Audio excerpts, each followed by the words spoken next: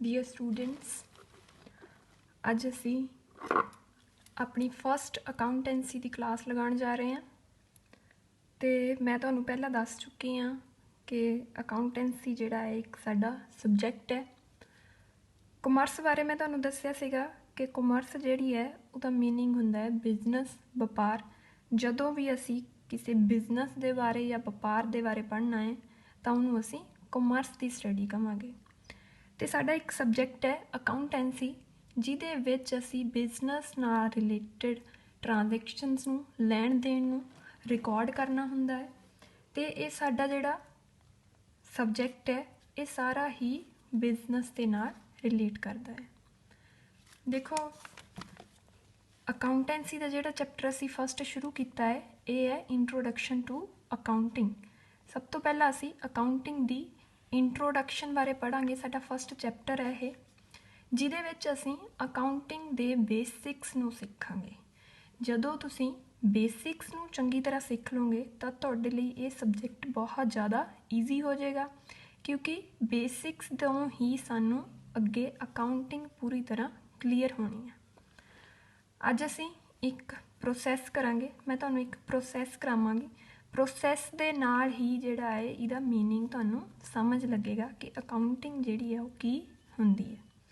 Process ਦੇ ਵਿੱਚ ਸਾਡਾ ਫਸਟ ਪੁਆਇੰਟ ਹੈ identification of financial transactions and events. ਸਭ ਤੋਂ ਪਹਿਲਾਂ ਅਸੀਂ ਆਪਣੀਆਂ ਫਾਈਨੈਂਸ਼ੀਅਲ ਟ੍ਰਾਂਜੈਕਸ਼ਨਸ, ਜਿਹੜੇ ਸਾਡੇ ਵਿੱਤੀ ਲੈਣ ਦੇਣ ਹੈ, ਉਹਨਾਂ ਨੂੰ ਆਈਡੈਂਟੀਫਾਈ ਕਰਨਾ ਹੈ, ਪਛਾਣਨਾ ਹੈ। ਤੇ ਪਛਾਣਨ ਦੇ ਲਈ ਪਹਿਲਾਂ ਮੈਂ ਤੁਹਾਨੂੰ ਸਮਝਾਉਂਦੀ ਹਾਂ। ਕੋਈ ਵਿਅਕਤੀ ਹੈ, ਮੰਨ ਲਓ ਕੋਈ ਵਿਅਕਤੀ ਹੈ ਰਾਮ, ਅਤੇ ਉਹ ਕੋਈ ਬਿਜ਼ਨਸ ਕਰ ਰਿਹਾ ਹੈ।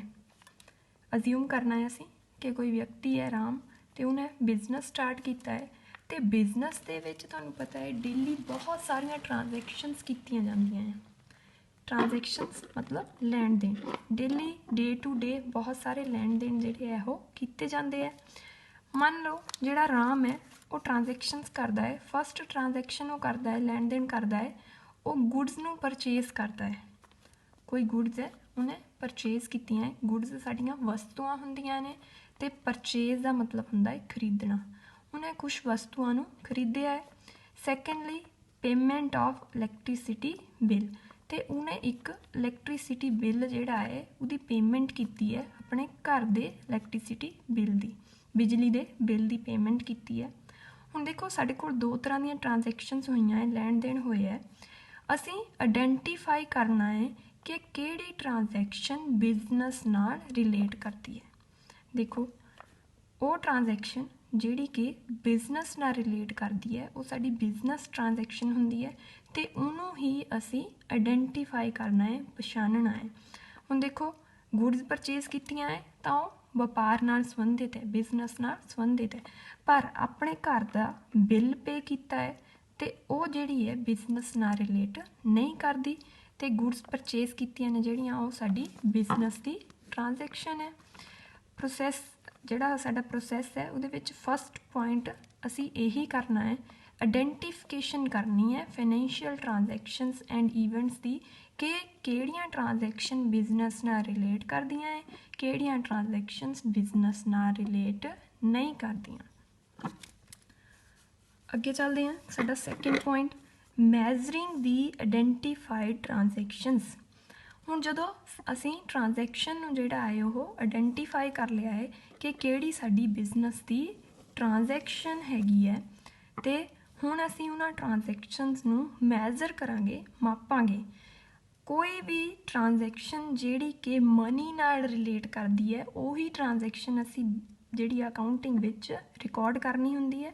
ਅਤੇ ਹੁਣ ਅਸੀਂ ਦੇਖਾਂਗੇ ਵੀ ਜਿਹੜੀਆਂ ਅਸੀਂ ਗੁਡਸ ਪਰਚੇਜ਼ ਕੀਤੀਆਂ ਹੈ ਉਹਨਾਂ ਦੀ ਮਨੀ ਵੈਲਿਊ ਕੀ ਹੈ, ਕਿੰਨੀ ਮਨੀ ਵੈਲਿਊ ਹੈ ਉਹਨਾਂ ਦੀ। ਮੰਨ ਲਓ ਜਿਹੜੀਆਂ ਗੁਡਸ ਹੈ ਉਹ 10,000 ਦੀਆਂ ਹੈ। ਮੀਨਸ ਜਿਹੜੀਆਂ ਵੀ ਬਿਜ਼ਨਸ ਦੇ ਵਿੱਚ ਅਸੀਂ ਗੁਡਸ ਖਰੀਦੀਆਂ ਸੀਗੀਆਂ, ਵਸਤੂਆਂ ਖਰੀਦੀਆਂ ਸੀਗੀਆਂ, ਉਹਨਾਂ ਦੀ ਮਨੀ ਵੈਲਿਊ ਹੈ ਸਾਡੇ ਕੋਲ 10,000। ਅਤੇ ਸੈਕਿੰਡ ਸਟੈਪ ਦੇ ਵਿੱਚ ਅਸੀਂ ਕੀ ਕਰਦੇ ਹਾਂ, ਗੁਡਸ ਦੀ ਮਨੀ ਵੈਲਿਊ ਨੂੰ ਆਈਡੈਂਟੀਫਾਈਡ ਕਰਦੇ ਹਾਂ, ਮੈਜ਼ਰ ਕਰਦੇ ਹਾਂ। ਥਰਡ ਪੁਆਇੰਟ ਹੈ ਸਾਡੇ ਕੋਲ ਰਿਕਾਰਡਿੰਗ। ਹੁਣ ਦੇਖੋ, ਅਸੀਂ ਜਿਹੜੀਆਂ ਸਾਡੀਆਂ ਟ੍ਰਾਂਜੈਕਸ਼ਨਸ ਹੈ ਉਹਨਾਂ ਨੂੰ ਆਇਡੈਂਟੀਫਾਈ ਵੀ ਕਰ ਲਿਆ ਤੇ ਆਇਡੈਂਟੀਫਾਈਡ ਟ੍ਰਾਂਜੈਕਸ਼ਨਸ ਨੂੰ ਮੈਜ਼ਰ ਵੀ ਕਰ ਲਿਆ, ਮਨੀ ਵੈਲਿਊ ਵੀ ਪਤਾ ਕਰ ਲਈ। ਥਰਡ ਹੈ ਸਾਡੇ ਕੋਲ ਹੁਣ ਉਹਨਾਂ ਟ੍ਰਾਂਜੈਕਸ਼ਨਸ ਨੂੰ ਅਸੀਂ ਰਿਕਾਰਡ ਕਰਨਾ ਹੈ। ਗੁਡਸ ਪਰਚੇਜ਼ ਕੀਤੀਆਂ ਹੈ ਜਿਨ੍ਹਾਂ ਦੀ ਵੈਲਿਊ 10,000 ਰੁਪਇਆ ਹੈ, ਉਹਨਾਂ ਨੂੰ ਅਸੀਂ ਇੱਕ ਬੁੱਕ ਦੇ ਵਿੱਚ ਲਿਖਣਾ ਹੈ, ਇੱਕ ਕਿਤਾਬ ਦੇ ਵਿੱਚ ਲਿਖਣਾ ਹੈ। ਤੇ ਉਹ ਜਿਹੜੀ ਕਿਤਾਬ ਜਿਹਦੇ ਵਿੱਚ ਅਸੀਂ ਆਪਣੀਆਂ ਬਿਜ਼ਨਸ ਦੀਆਂ ਟ੍ਰਾਂਜੈਕਸ਼ਨਸ ਨੂੰ ਰਿਕਾਰਡ ਕਰਦੇ ਹਾਂ ਉਹਨੂੰ ਅਸੀਂ ਜਰਨਲ ਬੋਲਦੇ ਹਾਂ। ਬਿਜ਼ਨਸ ਦੀ ਲੈਂਗੁਏਜ ਵਿੱਚ ਅਸੀਂ ਉਹਨੂੰ ਬੁੱਕ ਨਹੀਂ ਬੋਲਾਂਗੇ, ਅਸੀਂ ਬੋਲਾਂਗੇ ਜਰਨਲ। ਜਰਨਲ ਜਿਹੜਾ ਹੈ ਤੁਹਾਡੇ ਸਿਲੇਬਸ ਦਾ ਪਾਰਟ ਹੈ, ਇੱਕ ਅਲੱਗ ਤੋਂ ਤੁਹਾਨੂੰ ਲੈਸਨ ਹੈ, ਉਹਦੇ ਵਿੱਚ ਵੀ ਅਸੀਂ ਡਿਸਕਸ ਕਰਾਂਗੇ ਕਿ ਜਰਨਲ ਜਿਹੜਾ ਹੈ ਉਹ ਕੀ ਹੁੰਦਾ ਹੈ। ਮੇਨਲੀ ਤੁਸੀਂ ਇਹ ਸਮਝੋ ਕਿ ਸਭ ਤੋਂ ਪਹਿਲਾਂ ਅਸੀਂ ਲੈਣ ਦੇਣ ਨੂੰ ਆਇਡੈਂਟੀਫਾਈ ਕਰਨਾ ਹੈ, ਪਛਾਣਨਾ ਹੈ, ਫਿਰ ਉਸ ਤੋਂ ਬਾਅਦ ਉਹਨੂੰ ਮੈਜ਼ਰ ਕਰਨਾ ਹੈ। ਥਰਡ ਸਟੈਪ ਦੇ ਵਿੱਚ ਜਿਹੜੀਆਂ ਅਸੀਂ ਮੈਜ਼ਰ ਕੀਤੀਆਂ ਟ੍ਰਾਂਜੈਕਸ਼ਨਸ ਹੁੰਦੀਆਂ ਨੇ ਉਹਨਾਂ ਨੂੰ ਇੱਕ ਬੁੱਕ ਦੇ ਵਿੱਚ, ਇੱਕ ਕਿਤਾਬ ਦੇ ਵਿੱਚ ਲਿਖਣਾ ਹੈ। ਨੈਕਸਟ ਹੈ ਸਾਡੇ ਕੋਲ ਕਲਾਸੀਫਾਈਂਗ। ਜਦੋਂ ਅਸੀਂ ਟ੍ਰਾਂਜੈਕਸ਼ਨਸ ਨੂੰ ਰਿਕਾਰਡ ਕਰ ਲਿਆ ਫਿਰ ਅਸੀਂ ਉਹਨਾਂ ਨੂੰ ਕਲਾਸੀਫਾਈ ਕਰਾਂਗੇ। ਫਸਟ ਸਾਡੇ ਕੋਲ ਗੁਡਸ ਪਰਚੇਜ਼ ਕੀਤੀਆਂ ਸੀ, ਗੁਡਸ ਸੇਲ ਕੀਤੀਆਂ। ਬਿਜ਼ਨਸ ਦੇ ਵਿੱਚ ਡੇਲੀ ਬਹੁਤ ਸਾਰੀਆਂ ਟ੍ਰਾਂਜੈਕਸ਼ਨਸ ਹੁੰਦੀਆਂ ਨੇ, ਬਹੁਤ ਸਾਰੀਆਂ ਗੁਡਸ ਖਰੀਦੀਆਂ ਜਾਂਦੀਆਂ ਨੇ, ਬਹੁਤ ਸਾਰੀਆਂ ਗੁਡਸ ਵੇਚੀਆਂ ਜਾਂਦੀਆਂ ਨੇ। ਸਾਡੇ ਕੋਲ ਡੇ ਟੂ ਡੇ ਬਹੁਤ ਸਾਰੀਆਂ ਟ੍ਰਾਂਜੈਕਸ਼ਨਸ ਹੁੰਦੀਆਂ ਨੇ। ਹੁਣ ਜਿਹੜੀ ਸਾਡੀ ਜਰਨਲ ਹੈ, ਇਹ ਬੁੱਕ ਹੈ, ਇਹਦੇ ਵਿੱਚ ਅਸੀਂ ਰਿਕਾਰਡ ਕਰਦੇ ਗਏ ਵੀ ਪਰਚੇਜ਼ ਕੀਤੀ ਹੈ, ਸੇਲ ਕੀਤੀ ਹੈ, ਪਰਚੇਜ਼ ਕੀਤੀ ਹੈ, ਸੇਲ ਕੀਤੀ ਹੈ, ਪਰਚੇਜ਼ ਕੀਤੀ ਹੈ, ਸੇਲ ਕੀਤੀ ਹੈ। ਇੱਕ ਜਗ੍ਹਾ 'ਤੇ ਅਸੀਂ ਲਿਖਦੇ ਗਏ ਕਿ ਕਿੰਨੀ ਸਾਡੀ ਪਰਚੇਜ਼, ਜਿੰਨੀ ਵਾਰ ਸਾਡੀ ਪਰਚੇਜ਼ ਹੋਈ ਹੈ ਪਰਚੇਜ਼ ਲਿਖੀ ਗਏ, ਜਦੋਂ ਅਸੀਂ ਸੇਲ ਕੀਤੀ ਹੈ ਸੇਲ ਲਿਖੀ ਗਏ। ਸਾਰੀਆਂ ਟ੍ਰਾਂਜੈਕਸ਼ਨਸ ਨੂੰ ਅਸੀਂ ਜਰਨਲ ਦੇ ਵਿੱਚ ਲਿਖ ਦਿੱਤਾ। ਹੁਣ ਦੇਖੋ ਇੱਕ ਜਗ੍ਹਾ ਦੇ ਉੱਤੇ ਅਸੀਂ ਸਾਰੀਆਂ, ਇੱਕ ਬੁੱਕ ਦੇ ਵਿੱਚ, ਜਰਨਲ ਦੇ ਵਿੱਚ ਅਸੀਂ ਆਪਣੀਆਂ ਸਾਰੀਆਂ ਟ੍ਰਾਂਜੈਕਸ਼ਨ, ਸਾਰੇ ਲੈਣ ਦੇਣ ਨੂੰ ਲਿਖ ਦਿੱਤਾ, ਪਰ ਸਾਨੂੰ ਟੋਟਲ ਨਹੀਂ ਪਤਾ ਲੱਗਿਆ ਕਿ ਕਿੰਨੀ ਅਸੀਂ ਸੇਲ ਕੀਤੀ ਹੈ, ਕਿੰਨੀ ਅਸੀਂ ਪਰਚੇਜ਼ ਕੀਤੀ ਹੈ। ਅਤੇ ਉਹਨਾਂ ਨੂੰ, ਸੇਲ ਨੂੰ ਔਰ ਪਰਚੇਜ਼ ਨੂੰ ਅਲੱਗ-ਅਲੱਗ ਲਿਖਿਆ ਜਾਂਦਾ ਹੈ ਤਾਂ ਕਿ ਸਾਨੂੰ ਪਤਾ ਲੱਗ ਸਕੇ ਵੀ ਅਸੀਂ ਸੇਲ ਕਿੰਨੀ ਕਰ ਰਹੇ ਹਾਂ ਅਤੇ ਪਰਚੇਜ਼ ਕਿੰਨੀ ਕਰ ਰਹੇ ਹਾਂ। ਕਲਾਸੀਫਾਈ ਕਰਨਾ, ਪਰਚੇਜ਼ ਨੂੰ ਅਲੱਗ ਜਗ੍ਹਾ 'ਤੇ ਲਿਖਣਾ ਅਤੇ ਸੇਲ ਨੂੰ ਅਲੱਗ ਜਗ੍ਹਾ 'ਤੇ ਲਿਖਣਾ, ਉਹਨੂੰ ਅਸੀਂ ਕਲਾਸੀਫਾਈ ਕਰਨਾ ਕਹਿੰਦੇ ਹਾਂ। ਜਿੱਦਾਂ ਹੁਣ ਮੰਨ ਲਓ ਇੱਕ ਜਗ੍ਹਾ ਦੇ ਉੱਤੇ ਅਸੀਂ ਸੇਲਸ ਲਿਖ ਲਈਆਂ, ਇੱਕ ਜਗ੍ਹਾ ਦੇ ਉੱਤੇ ਅਸੀਂ ਪਰਚੇਜ਼ ਲਿਖ ਲਈਆਂ, ਅਤੇ ਜਿਸ ਜਗ੍ਹਾ ਦੇ ਉੱਤੇ ਅਸੀਂ ਆਪਣੀ ਜਰਨਲ ਤੋਂ ਇਹਨਾਂ ਨੂੰ, ਆਪਣੀਆਂ ਟ੍ਰਾਂਜੈਕਸ਼ਨਸ ਨੂੰ ਅਲੱਗ-ਅਲੱਗ ਕਰਕੇ ਲਿਖਦੇ ਹਾਂ ਉਹ ਹੁੰਦੀ ਹੈ ਸਾਡੀ ਲੈਜ਼ਰ। ਅਤੇ ਲੈਜ਼ਰ ਜਿਹੜੀ ਹੈ ਇਹ ਵੀ ਸਾਡੇ ਕੋਲ ਇੱਕ ਅਲੱਗ ਤੋਂ ਚੈਪਟਰ ਹੈ, ਅਸੀਂ ਪੜ੍ਹਾਂਗੇ। ਜਦੋਂ ਆਪਾਂ ਰਿਕਾਰਡਿੰਗ ਕੀਤੀਆਂ ਟ੍ਰਾਂਜੈਕਸ਼ਨਸ ਨੂੰ ਅਲੱਗ-ਅਲੱਗ ਵੰਡਦੇ ਹਾਂ, ਉਹਨਾਂ ਦਾ ਵਰਗੀਕਰਨ ਕਰਦੇ ਹਾਂ, ਤਾਂ ਉਹਨੂੰ ਅਸੀਂ ਕਲਾਸੀਫਾਈਂਗ ਕਰਨਾ ਕਹਿੰਦੇ ਹੈ। ਅਤੇ ਉਹ ਕਿੱਥੇ ਕੀਤਾ ਜਾਂਦਾ ਹੈ? ਲੈਜਰ ਦੇ ਵਿੱਚ ਕੀਤਾ ਜਾਂਦਾ ਹੈ। ਨੈਕਸਟ ਸਾਡੇ ਕੋਲ ਪੁਆਇੰਟ ਹੈ ਪ੍ਰੋਸੈਸ ਦਾ, ਸਮਰਾਈਜ਼ਿੰਗ। ਹੁਣ ਦੇਖੋ ਅਸੀਂ ਟ੍ਰਾਂਜੈਕਸ਼ਨ ਨੂੰ ਆਇਡੈਂਟੀਫਾਈ ਵੀ ਕਰ ਲਿਆ, ਮੈਜ਼ਰ ਵੀ ਕਰ ਲਿਆ, ਰਿਕਾਰਡ ਵੀ ਕਰ ਲਿਆ, ਅਤੇ ਉਹਨੂੰ ਅਲੱਗ-ਅਲੱਗ ਜਗ੍ਹਾ ਕਲਾਸੀਫਾਈ ਵੀ ਕਰ ਲਿਆ। ਹੁਣ ਹੈ ਸਾਡੇ ਕੋਲ ਸਮਰਾਈਜ਼। ਸਮਰਾਈਜ਼ ਕਰਨਾ ਮਤਲਬ ਕਿਸੇ ਚੀਜ਼ ਦੀ ਸਾਰਾਂਸ਼ ਕੱਢਣਾ ਸੀ, ਠੀਕ ਹੈ। ਕਿੰਨੀ ਸਾਡੀ ਟੋਟਲ ਸੇਲ ਕੀਤੀ ਹੈ ਅਸੀਂ, ਕਿੰਨੀ ਅਸੀਂ ਆਪਣੀ ਪਰਚੇਜ਼ ਕੀਤੀ ਹੈ, ਤਾਂ ਕਿ ਸਾਨੂੰ ਜਿਹੜੀਆਂ ਸਾਡੀਆਂ ਕਲਾਸੀਫਾਈ ਕੀਤੀਆਂ ਟ੍ਰਾਂਜੈਕਸ਼ਨਸ ਹੈ ਉਹਨਾਂ ਨੂੰ ਵਾਰ-ਵਾਰ ਨਾ ਦੇਖਣਾ ਪਵੇ, ਸਾਨੂੰ ਇੱਕ ਜਿਹੜਾ ਹੈ ਉਹਨਾਂ ਦਾ ਸਾਰ ਮਿਲ ਜਾਵੇ, ਸਾਰਾਂਸ਼ ਮਿਲ ਜਾਵੇ। ਅਤੇ ਉਹ ਕਿੱਥੇ ਕੀਤਾ ਜਾਂਦਾ ਹੈ? ਸਮਰਾਈਜ਼ਿੰਗ ਦੇ ਵਿੱਚ ਕੀਤਾ ਜਾਂਦਾ ਹੈ। ਜਦੋਂ ਮੰਨ ਲਓ ਇਹ ਸਾਡੀ, ਅਸੀਂ ਸੇਲ ਕੀਤੀਆਂ ਹੈ, ਸੇਲ ਲਿਖੀਆਂ ਹੋਈਆਂ ਸੀ ਕਲਾਸੀਫਾਈ ਕਰਕੇ, ਇਹਨਾਂ ਦਾ ਟੋਟਲ ਕੀਤਾ ਤਾਂ ਸਾਡੇ ਕੋਲ ਟੋਟਲ ਸੇਲ 50,000 ਰੁਪਏ ਆਈ। ਇੱਦਾਂ ਹੀ ਜਦੋਂ ਅਸੀਂ ਸਾਰੀਆਂ ਪਰਚੇਜ਼ ਜਿੰਨੀਆਂ ਕੀਤੀਆਂ ਸੀਗੀਆਂ ਇੱਕ ਜਗ੍ਹਾ 'ਤੇ ਕਲਾਸੀਫਾਈ ਕਰਕੇ ਲਿਖੀਆਂ ਸੀਗੀਆਂ, ਉਹਨਾਂ ਦਾ ਟੋਟਲ ਕੀਤਾ ਤਾਂ ਸਾਡੇ ਕੋਲ ਟੋਟਲ ਪਰਚੇਜ਼ 70,000 ਆ ਗਈ। ਅਸੀਂ ਵਸਤੂਆਂ ਵੇਚੀਆਂ ਨੇ 50,000 ਦੀਆਂ ਅਤੇ ਖਰੀਦੀਆਂ ਨੇ 70,000 ਦੀਆਂ। ਅਤੇ ਸਮਰਾਈਜ਼ਿੰਗ ਦੇ ਪ੍ਰੋਸੈਸ ਦੇ ਵਿੱਚ ਸਾਡੇ ਕੋਲ 3 ਤਰ੍ਹਾਂ ਦੇ ਜਿਹੜੇ ਅਕਾਊਂਟਸ ਹੈ ਉਹ ਬਣਦੇ ਹੈ: trial balance, profit and loss account ਅਤੇ ਬੈਲੈਂਸ ਸ਼ੀਟ। ਇਹਨਾਂ ਤਿੰਨਾਂ ਜਗ੍ਹਾ ਦੇ ਉੱਤੇ ਅਸੀਂ ਆਪਣੀਆਂ ਟ੍ਰਾਂਜੈਕਸ਼ਨਸ ਨੂੰ ਸਮਰਾਈਜ਼ ਕਰਦੇ ਹੈ। ਇਹ ਤੁਸੀਂ ਯਾਦ ਕਰਨੀਆਂ ਹੈ, ਅਤੇ ਇਹਨਾਂ ਦੇ ਨਾਲ ਵੀ ਰਿਲੇਟਡ ਸਾਡੇ ਕੋਲ ਲੈਸਨ ਹੈ ਜੋ ਅਸੀਂ ਅੱਗੇ ਡਿਸਕਸ ਕਰਾਂਗੇ। ਅਗਲਾ ਪੁਆਇੰਟ ਹੈ ਸਾਡੇ ਕੋਲ ਐਨਾਲਿਸਿਸ ਐਂਡ ਇੰਟਰਪ੍ਰੀਟੇਸ਼ਨ। ਹੁਣ ਦੇਖੋ ਸਮਰਾइज़ कर लिया सी ट्रांजैक्शन, सानू पता लग गया कि टोटल सेल कितनी हुई, टोटल परचेज कितनी हुई है। ਹੁਣ ਅਸੀਂ देखना है, एनालिसिस करना है भी सानू प्रॉफिट हो रहा है या लॉस हो रहा है, ਅਸੀਂ लाभ कमा रहे हैं या हानि हो रही है सानू। ਜਦੋਂ ਅਸੀਂ ਇਹਨਾਂ ਦਾ ਵਿਸ਼ਲੇਸ਼ਣ ਕਰਾਂਗੇ ਸੇਲ ਦਾ ਤੇ ਪਰਚੇਜ਼ ਦਾ, ਤਾਂ ਸਾਨੂੰ ਪਤਾ ਲੱਗੇਗਾ ਕਿ ਸਾਨੂੰ ਲਾਭ ਹੋ ਰਿਹਾ ਹੈ ਜਾਂ ਹਾਨੀ ਹੋ ਰਹੀ ਹੈ, ਤੇ उस लाभ ते हानि तो असी इंटरप्रिटेशन करांगे, व्याख्या करांगे, एक एंड रिजल्ट जिहड़ा है उन्होंने कढ़ांगे। ते जदों साडे कोल एंड रिजल्ट आ गया, साडा प्रॉफिट और लॉस जिहड़ा असी कैलकुलेट कीता है ते उहदी व्याख्या कीती है, ते एंड रिजल्ट आ जांदा है साडे कोल, वो साडी इंटरप्रिटेशन हो जाती है।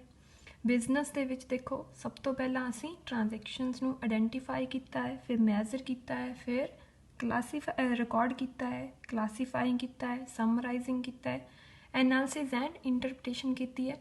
तो जदों असी एंड रिजल्ट कढ़ लैंदे आ, इंटरप्रिटेशन कर लैंदे आ, तो साडे कोल नैक्सट पॉइंट है कम्यूनीकेटिंग टू यूजर्स।